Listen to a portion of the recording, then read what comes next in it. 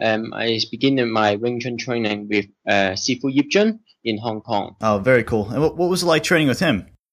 Basically, it's a good experience. I think in Hong Kong, you train in Hong Kong, you have to be really active. If what I mean.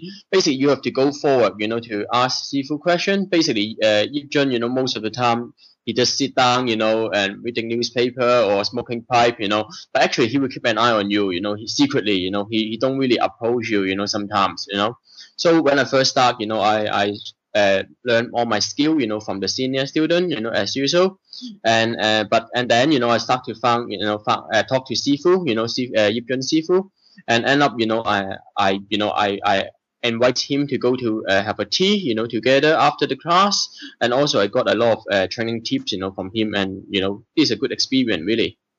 That sounds pretty fun because over here, I guess when you start training in the West, we have this vision that you had to stand there for 5 hours just doing tan sao or or like maybe punching for 2 or 3 hours doing nothing else. Was that kind of what it was like when you first started out? It's not really, basically it's pretty laid back, the training, to be honest with you, in Yipjun gym. Basically all the people, they doing some warm up together, maybe some forms, and then majority, they concentrate on the T cell, training all the time.